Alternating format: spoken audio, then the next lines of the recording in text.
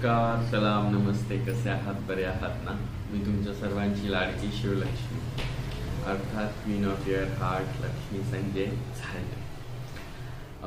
Title वाचलं असेल थंबनेलवर, आम्हाला स्वातंत्र्य कधी.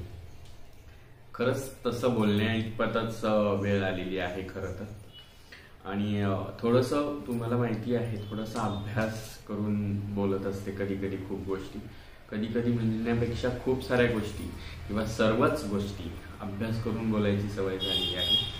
कारण काय असतं माहिती का, जगा सांगे ब्रह्मज्ञान स्वतः कोरडे पाषाण, असं मला आधीपासून आवडलं आहे. सो मुळात मी 7व्या इयत्तेत होते तेव्हा मला एक टीचर होता, इंग्लिश टीचर, सिस्टर मेरी म्हणून, ज्या स्कूलमध्ये मी शिकायचे. त्यांचं एक तत्व होतं, आता कदाचित नसतील त्या किंवा असतीलही, त्या तामिळनाडूमध्ये असतील. बट त्यांनी बोललेल्या काही गोष्टी मी तुम्हाला जसं सांगितलं होतं की 15 ऑगस्ट स्वातंत्र्य दिनाच्या दिवशी मी त्या काही आठवणी आणि स्वातंत्र्याविषयी थोडंसं बोलणार आहे. आज मीही बोलणार आहे आणि मी बोलत राहणार आहे, कारणही तसंच आहे. खूप साऱ्या व्हिडिओजमधून मी माझं बोलणं, माझे खूप सारे इंटरव्ह्यूज असतील, मुलाखती असतील, त्यातनं खूप साऱ्या गोष्टी बोलत असते. त्या गोष्टी बोलल्यानंतर त्यावर खूप सारे काय म्हणतात ना, टोचा मारणारे कावळे असतात, ते निगेटिव्ह कमेंट्स करत असतात. बट मी ओम इग्नोराय नमः असा मंत्र जाप करून कमेंट्स मी इग्नोर करते आणि मी कमेंट्सवर लक्ष देत नाही. बट तरीही या सगळ्या गोष्टींच्या बियॉन्ड जाऊन कुठेतरी मला वेगळं समजता का तुम्ही? आणि समजत असाल तर का? म्हणजे वेगळं समजता का हा प्रश्न पहिला, आणि का हा दुसरा.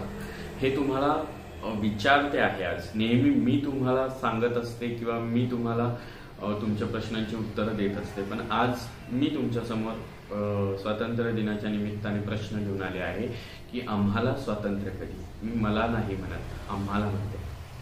मी बोलते आहे आज कम्युनिटीबद्दल, कारण विषय तसाच आहे. खूप साऱ्या गोष्टींचा जेव्हा काय म्हणतात ना, स्वतः जेव्हा घाव सोसले जातात ना, तेव्हा आपल्याला कळतं की इतर मंदिरातल्या मूर्त्या कशा घडल्या आहेत. सो त्यामुळे मी पण त्या संघर्षातून, त्या जाणीवेतून, त्या भावनांमधून बाहेर पडलेली व्यक्ती आहे आणि अजूनही त्या सगळ्या गोष्टींचा सामना करते आहे. तर मला असं वाटतं की स्वातंत्र्य दिनाच्या दिवशी मी स्वातंत्र्यावर बोललं पाहिजे. मी भारताच्या स्वातंत्र्याबद्दल बोलणार नाहीये, मी इतर कुठल्याही स्वातंत्र्याबद्दल बोलणार नाहीये, पण मी स्वतःच्या स्वातंत्र्याबद्दल बोलणार आहे, व्यक्ती स्वातंत्र्याबद्दल बोलणार आहे, अभिव्यक्ती स्वातंत्र्याबद्दल बोलणार आहे, समानतेचा हक्क असलेल्या स्वातंत्र्याबद्दल बोलणार आहे, मूलभूत अधिकारांचा हक्क असलेल्या स्वातंत्र्याबद्दल बोलणार आहे. आणि प्रश्न तुम्हाला आज विचारणार आहे, कारण मुळात मी व्हिडिओज टाकत असताना निगेटिव्ह कमेंट्स येत असतात. त्याकडे दुर्लक्ष जरी केलेलं असलं तरी खूप साऱ्या गोष्टी अशा आहेत समाजामध्ये. माझ्यापुरतं किंवा माझ्या चॅनलपुरतं ते निगेटिव्ह कमेंट्स वगैरे या गोष्टींचा विचार नाही करत मी कधी. पण समाजामध्ये खूप साऱ्या गोष्टी घडत असताना आपण हे विसरतो की आपल्या भारतामध्ये कलम 14, 15, 16, 17 विसरतो का आपण? भारतीय संविधानाने आपल्याला समानतेचा हक्क दिलेला आहे.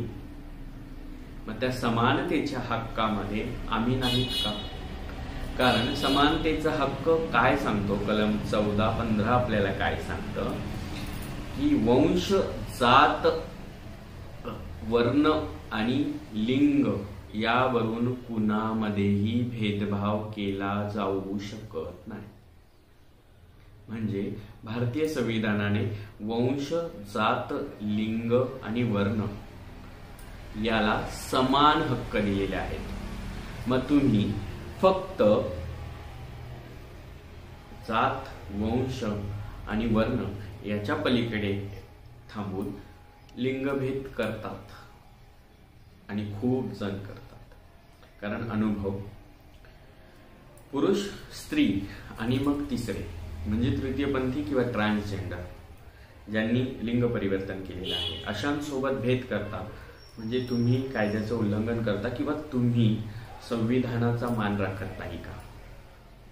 कारण मलाही या जगामध्ये, या भारतामध्ये एक व्यक्ती म्हणून जगण्याचा अधिकार आहे आणि ते स्वातंत्र्य अजूनही आम्हाला समाजाने मिळवून दिलेलं नाही किंवा मिळवूच देत नाही. कारण खूप ठिकाणी या सगळ्या गोष्टींचा अनुभव मी घेते आहे आणि त्यावरच मी हे बोलते आहे.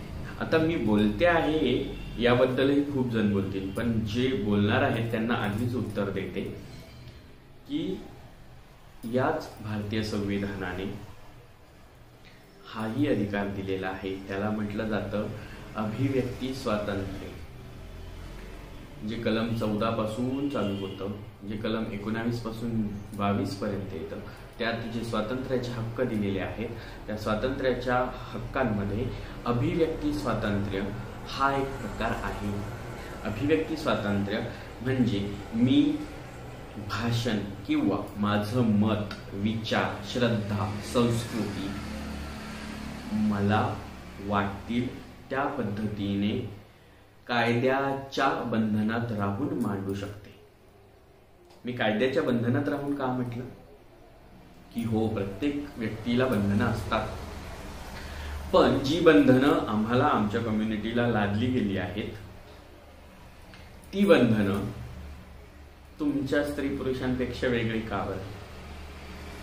कारण प्रत्येक ठिकाणी मी काही बोलत असेल, विचार, भाषण या सगळ्या गोष्टी करत असेल, मी माझे विचार व्यक्त करत असेल, मी माझी श्रद्धा दाखवत असेल, मी माझ्या संस्कृतीबद्दल बोलत असेल, तर तो माझा अभिव्यक्ती स्वातंत्र्याचा भाग आहे.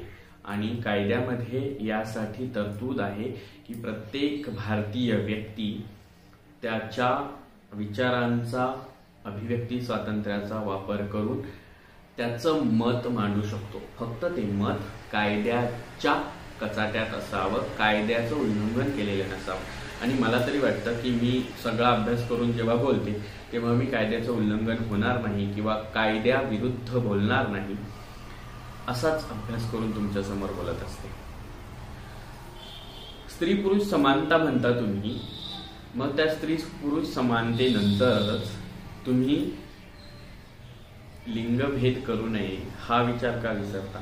मग स्त्री पुरुष किंवा ट्रान्सजेंडर, तृतीयपंथी किंवा लिंग परिवर्तन केलेली व्यक्ती यांच्यामध्ये भेद का केला जातो?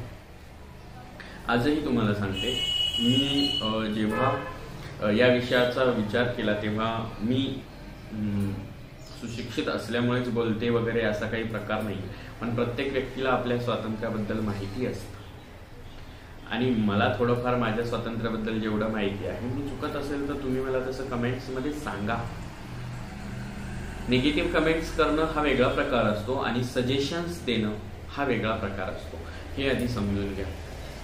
ज्यांना वाटतं की काय चाललंय हे, बोलतेच आहे, हो, पण मला माझं भाषण, माझं बोलणं, माझं मत, माझे विचार, माझी श्रद्धा, माझी संस्कृती मांडण्याचा अधिकार दिलेला आहे हा भारतीय संविधानाने आणि त्याच अधिकाराचा वापर करून मी बोलते आणि त्याबद्दल मला कोणी रोखू शकत नाही.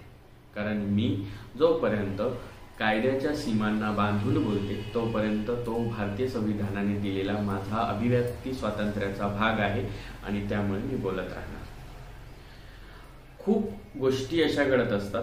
मी समानतेच्या हक्काबद्दल बोलले तर त्या ठिकाणी तुम्ही जात, वंश, वर्ण आणि लिंग यात भेदभाव करू शकत नाही, पण नाही, आमच्या बाबतीत भेदभाव होतो, आजही होत आहे.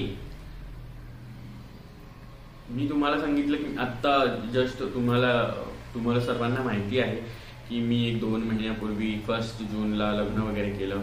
लग्न करून मी आता माझ्या नवऱ्याच्या घरी नांदायला आलेली आहे आणि त्या काळामध्ये मला 2 घरं बदलावी लागली. पहिलं घर बदलावं लागलं. त्या घर बदलण्याचं कारण असं होतं की तिथल्या एरियामध्ये काही सुशिक्षित लोक राहत होती आणि ती सुशिक्षित लोकांचं असं म्हणणं होतं की सुशिक्षित लोकांच्या सोसायटीमध्ये किन्नरांचं काय काम, हिजड्यांचं काय काम. तर त्याच कायद्याचा आधार घेऊन पुन्हा सांगते की व्यक्ती स्वातंत्र्या पलीकडे, अभिव्यक्ती स्वातंत्र्या पलीकडे, समानतेच्या कायद्याच्या पलीकडे कायद्याने आधुनिक मूलभूत अधिकारांमध्ये हक्क दिलेला आहे. भारतीय संविधानाने तरतूद केलेली आहे की भारतीय व्यक्ती भारतात कुठेही राहू शकते, कुठेही जाऊ शकते, ती कायद्याला अनुसरून पेहराव करू शकते, ती तिच्या पद्धतीने व्यापार, उद्योग, धंदा किंवा राहिवासी होऊ शकते. मग हा अधिकार असताना तुम्ही आजूबाजूच्या सोसायटीने आम्हाला नको असं सांगून सोसायटीच्या बाहेर काढणं, याला तुम्ही स्वातंत्र्य म्हणाल नाही. या बाबतीत निषेध आहेच की अजूनही आमच्यासारख्यांना सोसायटीमध्ये तुमच्या चाळीमध्ये राहण्यापासून दूर केलं जातं. अनुभव खूप जणांचे ऐकलेले आहेत मी, माझ्या आणि आमच्या बाबतीतच नाही तर माझ्या समाजाच्या बाबतीत, आमच्या समाजाच्या बाबतीमध्ये अनेक जणांना या गोष्टींचा अनुभव येतो आहे, आलेला आहे आणि हे कटू अनुभव आहे. खूप कमी सोसायटीज किंवा खूप कमी बिल्डिंग्स किंवा खूप कमी चाळीत आम्हाला राहू दिलं जातं. मग आम्ही कितीही पैशाने श्रीमंत असलो तरी आम्ही मोठ्या बिल्डिंगमध्ये फ्लॅट घेऊन राहू शकत नाही, कारण तिथल्या सोसायटीला ते सोबत नाही असं तिथली सोसायटीची लोक म्हणतात. हा मी पर्सनल आलेला अनुभव सांगतो. त्याच पद्धतीने मी एखाद्या व्यवहारासाठी गेलेले असताना समोरचा मालक म्हणतो की मी घर रिकामं ठेवीन पण मी हिजड्याला घर विकणार नाही. हा चांगला सुशिक्षित प्रभाग आहे. अहो मग चांगला सुशिक्षित प्रभागामध्ये मी सुशिक्षित नव्हते का? फक्त मी ट्रान्सजेंडर असल्यामुळे माझ्यासोबत भेदभाव झाला. हा कुठेतरी माझ्या व्यक्ती स्वातंत्र्याचा, समानतेच्या हक्काचा आणि अभिव्यक्ती स्वातंत्र्याचा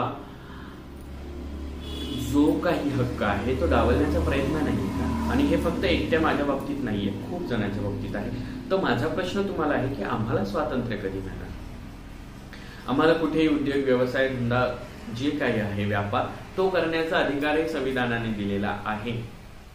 परंतु अजूनही भारतामध्ये आता खूप 2-4 ठिकाणी ट्रान्सजेंडर पर्सन्सनी आपलं वर्चस्व दाखवलेलं आहे. कुणी जज झालंय, कुणी वकील झालंय, कुणी प्रिन्सिपल झालंय, कुणी प्रोफेसर झालंय, कुणी पोलीस झालंय, कुणी डॉक्टर झालंय, कुणी अधिकारी झालंय.